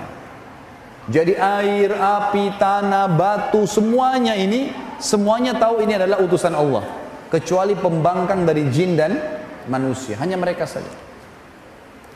Ada kisah yang lain teman-teman sekalian, kisah tentang pohon memberikan kesaksian. Jadi pernah terjadi di Mekah, dalam sebuah riwayat Bukhari juga dijelaskan, ada pegulat dari Jazirah Arab bernama Ruqana. Ruqana ini orangnya kekar sekali, tinggi besar. Ya. Dalam beberapa asar disebutkan Ruqana belum ada yang mengalahkan tinggi badannya, karena besarnya. Dan jasanya dia, cara dia hidup, dia suka datangi suku-suku Arab lalu dia nantang. Siapa yang mau gulat sama saya, ditantang kepala sukunya. Kalau dia menang, dia bisa mengambil apa saja dari orang yang dikalahkan, istrinya kah, anaknya kah, hartanya. Kalau dia kalah, dia siap menjadi pembantunya. Gitu. Selama ini tidak pernah kalah Ruqana ini. Satu kali dia dengar orang-orang Quraisy punya masalah dengan Nabi SAW. Maka mereka pun datang, dia pun datang ke Quraisy lalu mengatakan, hai Quraisy, mau saya permalukan Muhammad? Kata orang Quraisy, tentu saja. Kata Ruqana, apa balasannya? Kata Quraisy, apa yang kau minta? Kita kasih semua. Yang penting permalukan saja. Maka Nabi SAW lagi tawaf di Ka'bah. Kata Ruqana apa? Hai Muhammad, dengan suara keras. Nabi SAW balik. Apa kau mau saya beriman padamu? Kata Nabi SAW, tentu saja. Kata Ruqana, lawan saya bergulat. Lawan saya bergulat. Gitu kan? Maka kata Nabi SAW, Ruqana ini selama ini selalu orang takut sama dia. Dia pikir Nabi SAW pasti takut gitu. Kaget dia tuh, Nabi mengatakan, baiklah. Kumpul semua orang. Ini seperti ada orang mau duel. Buat ring. Akan terjadi gulat, gitu kan? Ternyata dengan beberapa gerakan saja Ruqana kalah. Belum pernah Ruqana dikalahkan seluruh Jazirah Arab, nggak ada yang kalahin dia. Tidak percaya. Muhammad, lepasin saya, lepasin. 2 kali kalah, 3 kali kalah, 10 kali kalah terus. Kata Ruqana apa? Saya mengaku kalah, tapi saya tetap tidak akan beriman sama kau sampai pohon ini bicara. Ditunjuk satu pohon kurma di situ. Mereka kaget dan orang-orang Quraisy menyaksikan semua ini. Pohon itu mengeluarkan suara mengatakan, Asyhadu an la ilaha illallah wa anna Muhammad Rasulullah. Pohon bicara depan mata mereka, tapi tetap juga tidak mau beriman. Makanya subhanallah sabda Nabi SAW mulia tentang penghuni neraka apa? Wala yahliku illa halik. Tidak ada orang masuk neraka kecuali orang yang goblok sekali udah. Karena tinggal beriman kok. Gitu kan? Tapi dia tidak mau, subhanallah. Juga dalam hadis Bukhari dijelaskan, baginda Nabi SAW pernah berkata kepada Jibril setelah hijrah ke Madinah, hai Jibril, waktu saya sebelum menerima wahyu pertama di Gua Hira, saya sering dengarkan kalau saya ke Gua Hira selama 26 hari pertama Ramadan, sebelum ada puasa Ramadan tentunya, tapi di bulan Ramadan, ada selalu mengatakan Assalamualaikum ya Rasulullah. Siapa itu? Kata Jibril Assalam, itu batu dan pohon yang mengucapkan salam kepadamu. Riwayat Bukhari yang lain juga menyebutkan, baginda Nabi SAW pernah keluar dari masjid, ada satu orang Arab Badui lagi lewat di Madinah. Orang jauh dari luar Madinah, dia lihat ada kota Madinah, dia ingin belanja. Dia mampir, tapi masih kafir. Begitu dia mau keluar, Nabi SAW lihat, Nabi tanya, tahu ini bukan orang Madinah? Dikatakan, hai rajul, hai laki-laki dipanggil. Biasa orang Arab kalau tidak kenal namanya, dia katakan, ya rajul gitu. Datanglah orang ini penghormatan gitu. Lalu kata Nabi SAW, untuk apa kamu datang ke sini? Dia bilang, saya ingin belanja, ada hajat saya. Kata Nabi SAW, mau nggak saya tunjukkan lebih baik daripada apa yang kau belanjain itu? Kata dia, tentu saja. Kata Nabi SAW, kau mengikrarkan bahwasanya tidak Tuhan yang menciptakan langit dan bumi kecuali Allah dan saya utusannya. Kata Arab Badui itu, siapa yang menjadi saksimu? Lalu Nabi SAW menunjuk sebuah pohon kurma di pinggir lembah itu, mengatakan pohon ini. Lalu pohon itu dalam hadis Bukhari dijelaskan bergerak mendekati Nabi SAW dengan orang Badui itu, lalu berkata, asyhadu an la ilaha illallah wa anna Muhammadar Rasulullah. Riwayat yang terakhir berhubungan dengan kuasa Nabi terhadap pohon ini adalah riwayat Bukhari juga. Disebutkan bahwasanya Nabi SAW di depan mihrab beliau, kayak mihrab kita ini, ada batang pohon kurma besar di zaman itu. Ditebang atasnya, ditebang akarnya, ditancapin di tanah. Itu menjadi sutrahnya Nabi di depan mihrab pas gitu. Nabi SAW kalau khutbah Jumat, kalau ceramah, beliau berdiri. Kalau capek sandar di pohon itu. Satu hari ada seorang wanita, sahabiat Nabi radhiyallahu anha datang, tidak disebutkan namanya dalam hadis ini tentunya. Saya cuma temukan seorang wanita datang dan berkata, ya Rasulullah, saya punya seorang pegawai, bisa buat mimbar, mau nggak saya buatin mimbar? Kata Nabi SAW, silahkan. Dibuatlah mimbar, dan mimbar Nabi SAW waktu itu 3 anak tangga, gitu kan? Jelas hari Jumat tiba, mimbar sudah ada. Anas bin Malik meriwayatkan hadis Bukhari ini mengatakan, waktu Nabi SAW lihat mimbar, beliau pun naik ke mimbar seperti khatib biasa. Lalu Bilal, setelah salam, Bilal mulai azan. Waktu Bilal lagi azan, kami mendengarkan suara tangisan anak kecil yang makin lama makin besar sampai menyerupai suara induk unta yang kehilangan anaknya. Kami pun melihat satu sama yang lain. Di masjid tidak ada anak kecil, nggak ada juga unta dalam masjid. Dari mana suara ini? Lalu kami melihat Nabi SAW turun dari mimbarnya, mendatangi batang pohon yang di depan mihrab itu, lalu memeluknya dan bersabda, kata Nabi SAW, demi zat yang ubun-ubunku dalam genggamannya, kalau saya tidak memeluknya pohon ini, maka dia akan menangis sampai hari kiamat karena kehilangan zikrullah. Artinya selama ini Rasulullah SAW sering sandar sama dia. Pohon ini kita anggap mati, sudah ditebang akarnya, ditebang atasnya, dianggap mati di mata kita, itu masih bisa mendengar zikrullah. Makanya teman-teman hati-hati. Seseorang di antara kita pergi ke hotel menganggap tidak ada yang tahu.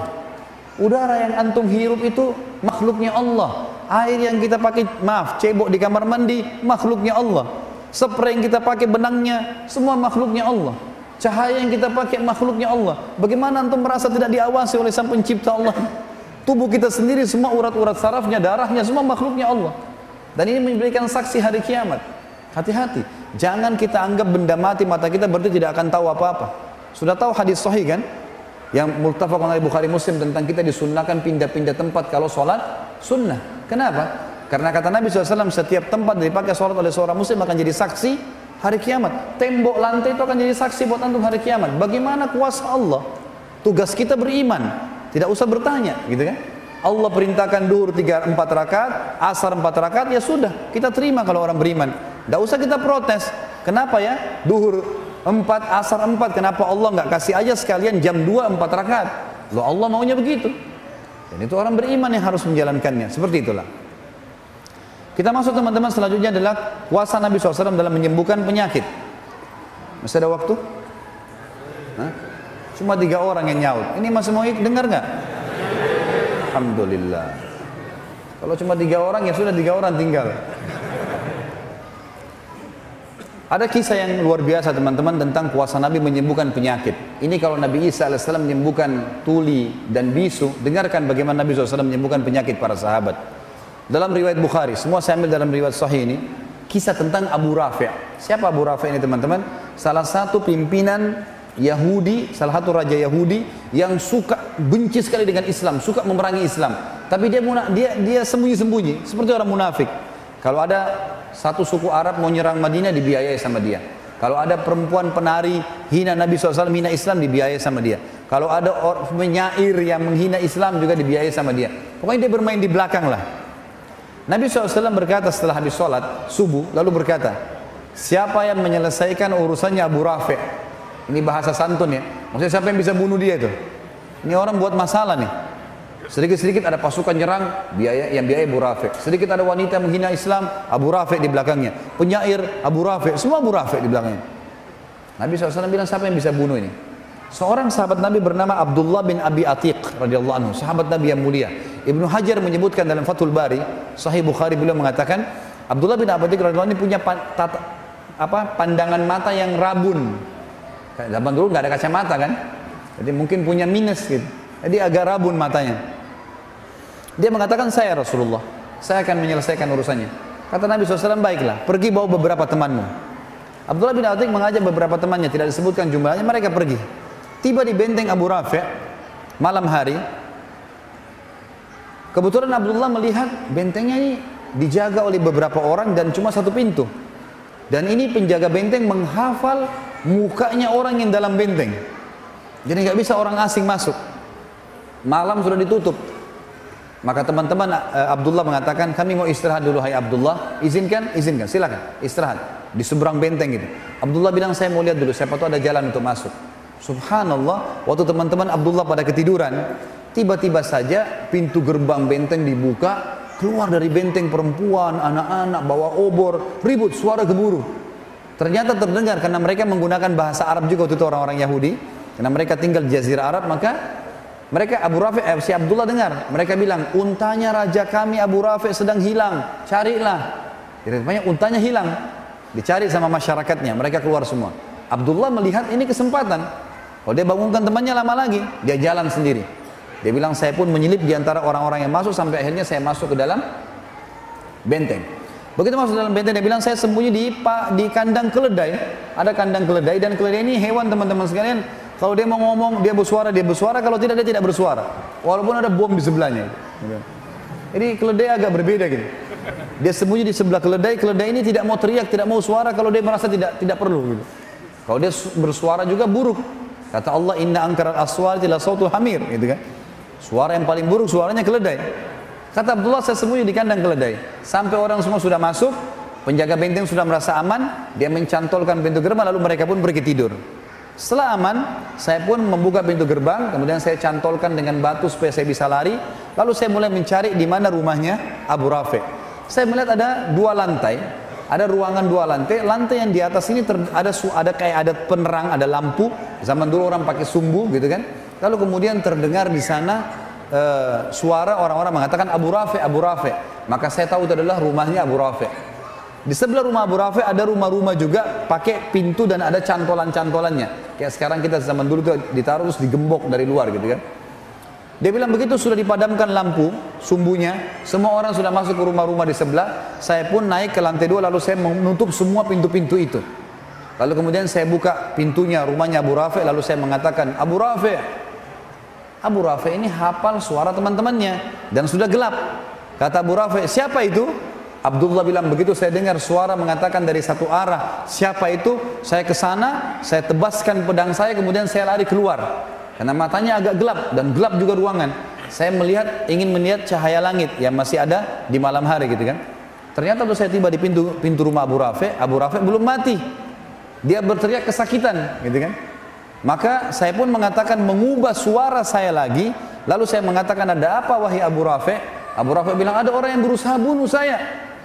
Kata Abdullah, begitu saya dengar suara di arah suaranya dia, saya mengejar lalu saya tebas lagi dengan pedang. Kembali lagi ke pintu, ternyata Abu Rafi belum mati. Kata Abdullah, saya mengubah suara saya ketiga kalinya.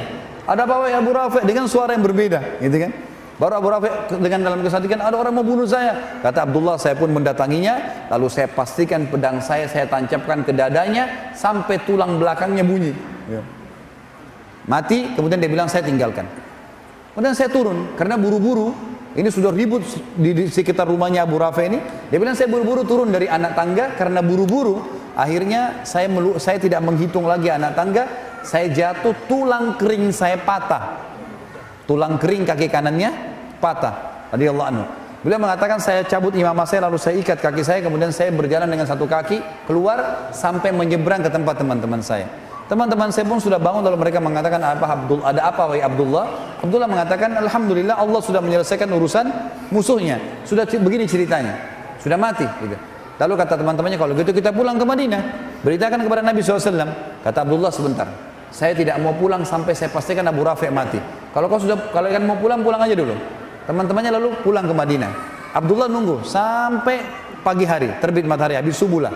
Biasanya tradisi orang Yahudi kalau ada pimpinan mereka mati, mereka naik ke menara-menara benteng lalu mereka menyampaikan kalau si fulan mati. Pagi-pagi terdengar suara dengan diteriak-teriakin, Abu Rafi mati terbunuh semalam. Barulah Abdullah mengatakan saya tenang, dia pulang ke Madinah. Tiba di Madinah diberitakan kepada Nabi SAW.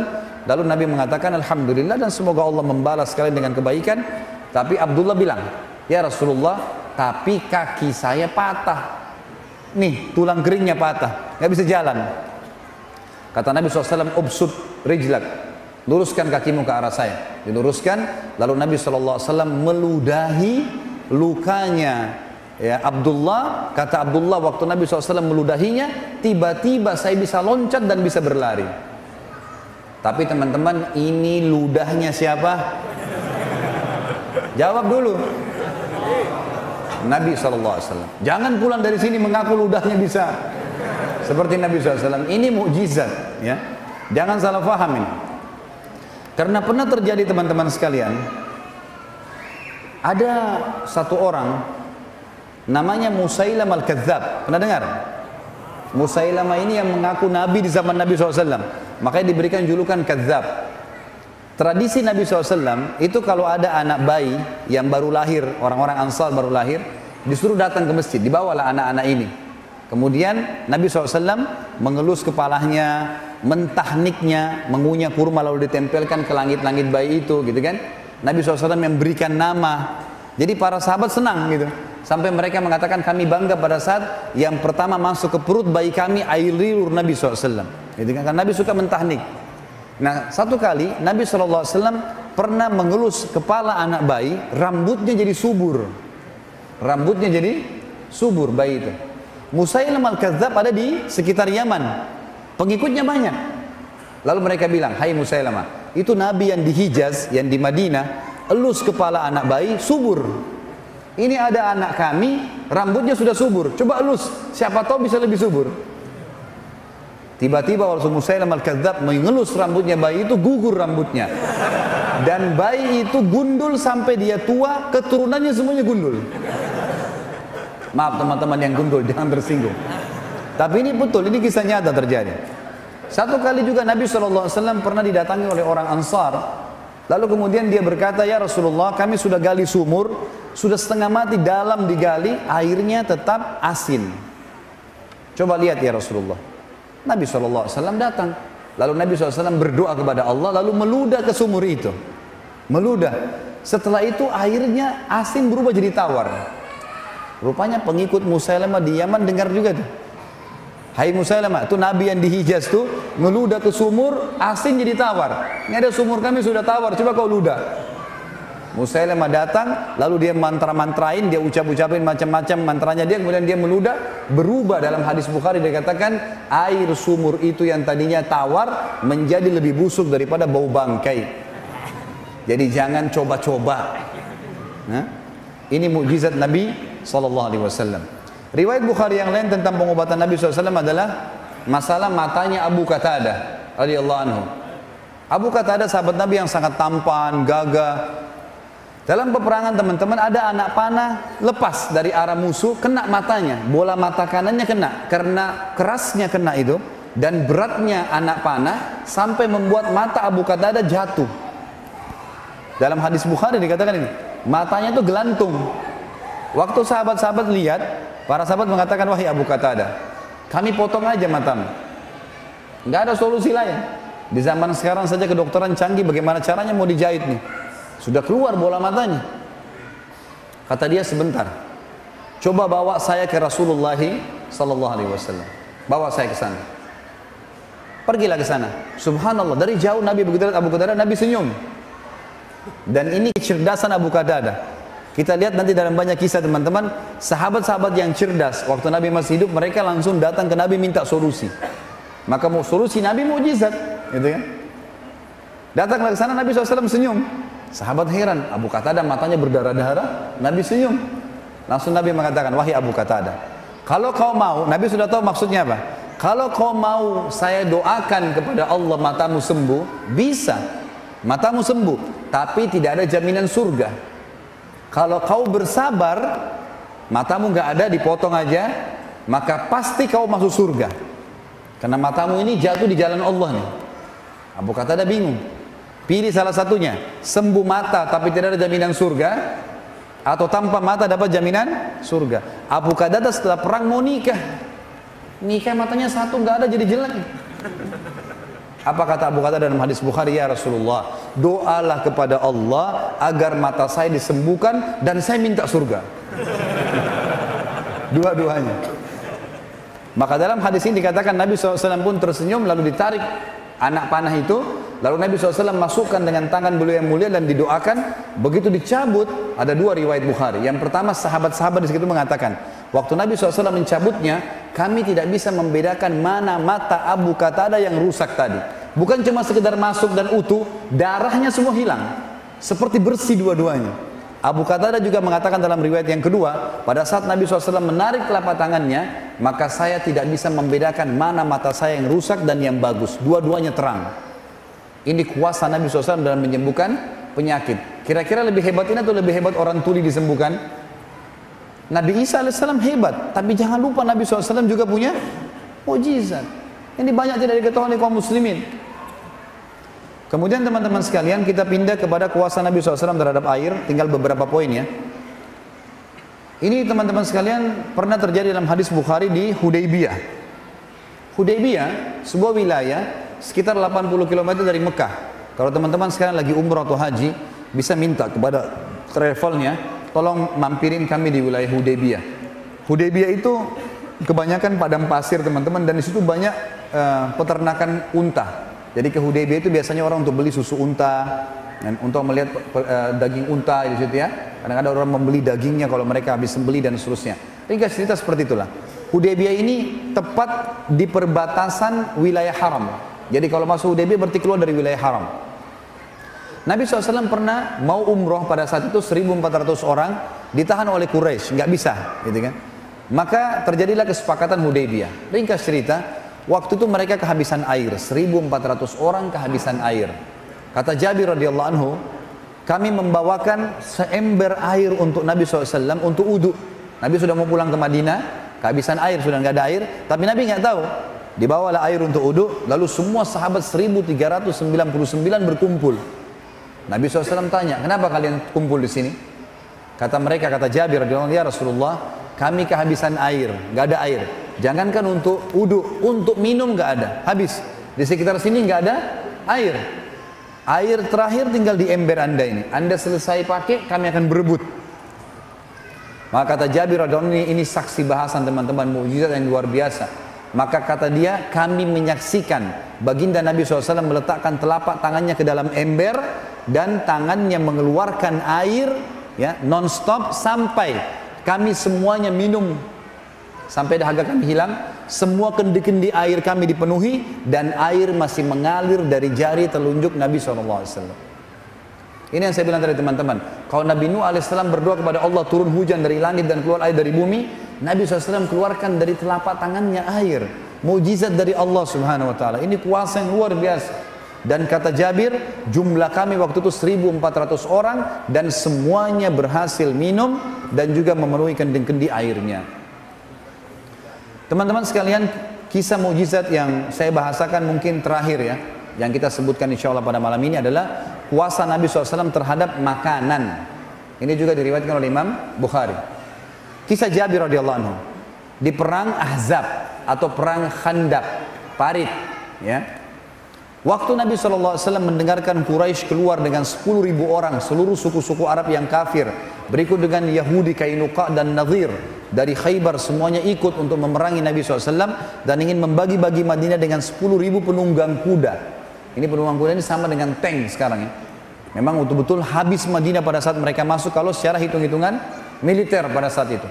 Nabi SAW musyawarah dengan para sahabat. Salman Al-Farisi radhiyallahu anhu, sahabat Nabi yang mulia ini dulu perdana menterinya Persia dan dia juga kepala keamanan militer, gitu kan. Maka dia mengatakannya, Rasulullah, kami di Persia kalau kami sedang terdesak maka kami buat parit di sekitar pintu masuk kami, maka musuh nggak bisa masuk. Kalau ada yang masuk kami serang. Maka Nabi SAW suruh sahabat semuanya buat parit. Ini kalau teman-teman lihat di YouTube sudah ada ceramah sirah tentang perang Khaybar. Panjang lebar saya jelaskan. Ringkas cerita, digalilah parit dalam beberapa riwayat ada yang mengatakan yang 7 meter dalamnya, lebarnya 15 meter, yang sulit sekali untuk diloncati oleh kuda. Setiap kali 10 kali 10 meter, Nabi SAW taruh 10 orang sahabat. Dan tidak boleh pulang ke rumah kecuali betul-betul mereka sudah minta izin dengan Nabi SAW. Satu waktu teman-teman, mereka lagi menggali dan dalam kondisi lapar, musuh sudah dekat dengan Madinah, harus menyelesaikan pekerjaan. Ada 2 orang sahabat datang kepada Nabi SAW lalu berkata, ya Rasulullah, kami kelaparan, gak ada makanan. Lalu mereka ngangkat bajunya. Ternyata di perutnya sahabat ini ada 2 buah batu yang diikat. Jadi untuk menghilangkan lapar, batu diikat, lalu diikat dengan keras di perut sehingga ususnya jadi kecil, gitu kan? Sehingga laparnya berkurang. Nabi SAW waktu lihat 2 sahabat ini tidak jawab apa-apa. Beliau cuma angkat bajunya dan ternyata di perut Nabi ada 3 batu. Ini jawabannya, saya lebih lapar dari kalian, gitu kan? Maka sahabat yang 2 terdiam. Jabir radhiyallahu anhu lihat pada saat itu. Dia mengatakan, demi Allah, Rasulullah SAW telah tertimpa sesuatu yang sudah luar biasa ini. Sampai lapar ikat batu di perutnya, gak ada yang tahu. Untung ada sahabat yang bertanya gitu. Lalu kata Jabir, ya Rasulullah, izinkan saya pulang ke rumah saya. Kata Nabi SAW, baiklah, pulang. Dia pulang. Dia bilang kepada istrinya, ya, hai istriku, punya makanan gak? Kata istrinya, kenapa? Dia bilang, saya telah melihat sesuatu yang memilukan dari Nabi SAW. Kata istrinya, apa itu? Rasulullah SAW ikat perutnya dengan 3 batu. Masa kita bisa membiarkan itu? Ini lapar, ada makanan. Kata istrinya, persiapan makanan kita adalah 1 sak gandum, ada 1 sak gandum, beberapa kilo gandum, dan ada 1 anak kambing kecil milik kamu di sebelah rumah. Kalau kau mau, potong kambing itu saya buatkan kari, kemudian nanti gandum ini kita buatin roti. Lalu undang Rasulullah SAW makan ke sini. Kata Jabir, pikiran yang bagus. Disembelilah, dibuatlah masakan tersebut. Begitu selesai, sudah siap makanan, kata istrinya, Jabir, ingat, jangan permalukan saya di depan Nabi SAW. Undang Nabi SAW dengan 4 atau maksimal 5 orang sahabatnya. Makanan gak cukup. Ini pas hanya untuk 10 orang paling maksimal. Mereka 5, saya juga sama kamu sama anak-anak harus makan. Kata Jabir, tentu saja. Pulanglah Jabir ke Khandaq tadi. Lalu dia bilang, ya Rasulullah, dibisik-bisik Nabi, ladayya tu'ayyim, ya. Dalam bahasa Arab, makanan bahasa Arabnya ta'am, ya. Tapi kalau makanan sedikit dikasih tasghir dan dikasih kecil, tu'ayyim, artinya saya punya makan sedikit makanan. Kata Nabi SAW, datanglah anda ya Rasulullah ke rumah saya dengan 4 maksimal 5 orang teman-teman anda. Maka Nabi SAW bilang, apa yang kau siapkan hai Jabir? 1 kambing kecil dengan 1 sak gandum. Kata Nabi SAW, banyak dan berkah. Tiba-tiba teman-teman, Nabi SAW naik di atas batu tinggi, teriak dengan suara keras, wahai muhajirin dan ansar, gitu kan, kalian semua diundang oleh Jabir. Riwayatnya begitu. Lalu Jabir mengatakan, ya Rasulullah, muhajirin dan ansar. Kata Nabi SAW, iya, pulanglah dan jangan sentuh makanan itu. Coba teman-teman kalau antum di posisi Jabir nih, 1.500, 400 orang waktu itu di Khandaq, semuanya lapar. Dan pada saat itu disebutkan dalam riwayat Bukhari 3 hari belum makan. Tidak ada makanan. Maka Jabir pontang-panting lari ke rumahnya. Teriak depan rumah, wahai istriku, kita sudah dipermalukan. Gitu. Begitu riwayatnya. Lalu kata istrinya, kenapa? Rasulullah SAW undang muhajirin dan ansar. Kata istrinya, kan saya sudah bilang jangan permalukan. Bukan perilaku saya, Nabi yang bilang. Maka istrinya cerdas nih. Ini subhanallah, iman kalau dalam hati ada, lain jawabannya. Maka dia mengatakan, sebentar, ada pesannya nggak Rasulullah SAW? Kata Jabir, ada. Jangan sentuh makanan, jangan sentuh sampai beliau datang. Tunggu, gitu ya. Baik, datanglah Nabi SAW dengan 1.400 orang. 1.400 orang datang. Rame, rumahnya Jabir 4 kali 3. Rumahnya kecil, disebutkan itu 4 kali 3, 4 kali 4. Rumah orang dulu kalau 5 kali 5 itu sudah luar biasa gitu. Maka Nabi SAW masuk, tanya, mana Jabir makananmu? Ini. Lalu Nabi SAW lihat istri Jabir, ditanya, apa yang kau siapin? Gandum ya Rasulullah. Panggil Khabbaza. Khabbaza ini istilah dalam bahasa Arab teman-teman, bagi perempuan pembuat roti, dipanggil kalau mau buat 1.000 roti, 2.000 roti gitu. Panggil Khabbaza, sebanyak yang kau mampu panggil dari wanita Ansar. Kata istrinya Jabir, ya Rasulullah, 1 sak gandum, saya bisa buat. Kata Nabi, panggil Khabbaza. Panggil Khabbaza. Datang puluhan wanita pembuat roti, gitu kan. Lalu kata Nabi SAW, hai Jabir, saya akan sendokkan karinya di wadah, istrimu akan mengambil suilan gandum, taruh di piring, panggil mereka 10-10 orang. 10 orang masuk, sudah makan baru masuk 10 orang lagi. Jangan lebih. Kata Jabir, kami pun melakukan. Taruh wadah, panggil 10 orang. Kemudian Nabi SAW, istrinya Jabir sobek rotinya, taruh. Nabi SAW sendokin kari. Gitu kan. Makanlah 10 orang ini. Dan dalam sebagian ulama hadis mengatakan orang-orang yang makan ini tidak dibatasi oleh Nabi SAW. 3 hari lapar, mereka makan untuk menghilangkan lapar yang 3 hari. Dan lapar-laparnya akan datang. Dan ini bayangin bagaimana makannya gitu. Ya. Mereka makan dengan lahap, Nabi tidak pernah batasi. Dan kata Jabir, demi Allah, setiap kali Nabi SAW menyendok karinya dan istri saya menyuil gandumnya, semua kembali utuh. Sampai 1.400 orang makan semua. Semuanya makan. Dan demi Allah, kari kami dan gandum kami tidak berkurang sedikit pun. Sampai mereka semua pulang, maka Nabi SAW berkata, wahai Jabir, masih diperintahkan, bagi-bagikan makanan ini kepada seluruh penduduk Madinah yang belum makan, karena manusia sedang ditimpa kelaparan. Sampai kata Jabir, kami bagikan kepada seluruh masyarakat Madinah, itu pun masih utuh. Nanti setelah mereka makan semua, pada saat sisa saya sama istri saya baru berkurang pada saat kami sendok. Dan ini kuasa Nabi SAW terhadap makanan. Dan banyak contoh-contoh yang lain teman-teman sekalian.